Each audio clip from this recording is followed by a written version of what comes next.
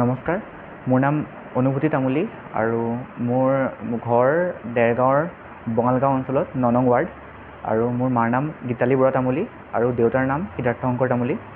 মই সদ্যঘোষিত NEET UG পৰীক্ষাত 560 নম্বৰৰ লগত অল ইণ্ডিয়া ৰেংক 8287 মোৰ আহিছে। এই সফলতাৰ আঁৰত মই সৰ্বপ্ৰথমতে মোৰ মা দেউতা ধন্যবাদ জ্ঞাপন কৰিব বিচাৰিছোঁ। তাৰপিছতে মোৰ শিক্ষাগুৰুসকল আৰু তাৰপিছতে মোৰ জেঠাইক মই মেইনলি ধন্যবাদ জ্ঞাপন কৰিব বিচাৰিছোঁ। ভৱিষ্যতে মই এতিয়াতো বৰ্তমান এজন সুচিকিৎসক হৈ পেলাই সমাজসেৱা আগবঢ়াম বুলি ভাবিছোঁ। বাকী তাৰপিছত মই পঢ়াৰ পিছত ভাবিম আৰু কি হয়। মই ৰাইজৰ পৰা অৱশ্যে আশীৰ্বাদ বিচাৰিম, সদায় যাতে আশীৰ্বাদ কৰে। যিমান পাৰোঁ সমাজলৈ কিবা নহয় কিবা আগবঢ়াবলৈ চেষ্টা কৰিম, সেয়াই মোৰ বৰ্তমান লক্ষ্য। বাকী মই তেনেকৈ ঘণ্টা চণ্টা তেনেকৈ ইমান চোৱা নাছিলোঁ বাৰু। মোৰ তেনেকৈ 11-12তো বহুত তেনেকুৱা আছিলে যে মই কেনেকৈ পঢ়িলে ভাল। ময়ো তেনেকৈ নৰ্মেল ষ্টুডেণ্ট এজনৰ নিচিনাকেই মোৰো তেনেকুৱা প্ৰশ্ন আহে, কিন্তু তেনেকেই তাৰ মাজতেই ছাৰহঁতৰ গাইডেঞ্চত ছাৰহঁতক সুধি আৰু তেনেকৈ সকলোবোৰ ফিগাৰ আউট কৰি পেলাই তেনেকৈ ইউজুৱেলি যি মন যায় যেতিয়া মন যায় তেনেকৈ পঢ়িছিলোঁ। এনেকুৱা প্ৰেছাৰ নাছিলে যে কৰিবই লাগিব কিবা, তেনেকুৱা একো নাছিলে আৰু সেইকাৰণে হয়তো অলপ ফ্ৰী মাইণ্ডেৰে পঢ়িব পাৰিলোঁ। সেইকাৰণে তেনেকেই পঢ়ি গৈছিলোঁ আৰু। হয়, মই ইয়াকে ক'ম যে অনুভূতি তামুলী, ঘৰত মতা নাম জোনাক, আমি তাক জোনাক বুলি মাতোঁ। এইবাৰ সৰ্বভাৰতীয় NEET পৰীক্ষাত সফলতাৰে তেওঁ উত্তীৰ্ণ হৈছে। গতিকে আমি সকলো, আমাৰ পৰিয়ালৰ সকলো, লগতে আমাৰ অঞ্চলটোৰ পৰিৱেশটো খুব সুন্দৰ হৈ গৈছে।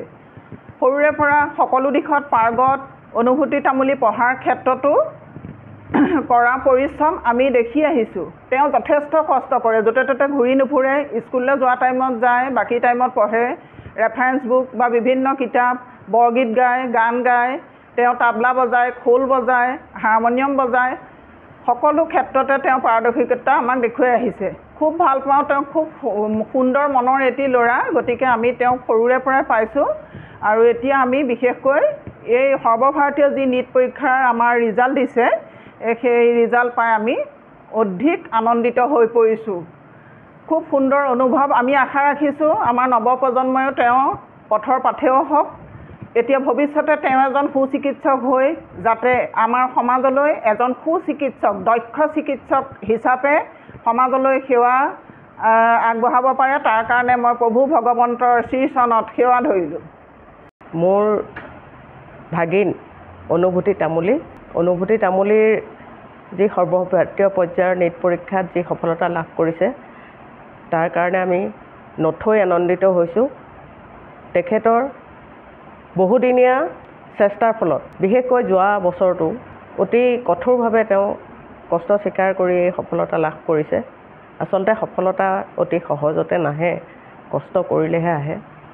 মই বাকী সকলো ল'ৰা ছোৱালীকো এই কথা কওঁ, পঢ়িবৰ কাৰণে, কষ্ট কৰিবৰ কাৰণে।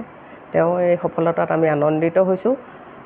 লগতে আপোনালোকৰ পৰা আশীৰ্বাদ বিচাৰিছোঁ, তেওঁ যাতে এজন সুচিকিৎসক হৈ সমাজলৈ অৱদান আগবঢ়ায়, ইয়াকে মই কামনা কৰিছোঁ আৰু তেওঁ উজ্জ্বল ভৱিষ্যত কামনা কৰিছোঁ। তাৰ সফলতাত আমি সকলো আনন্দিত হৈছোঁ।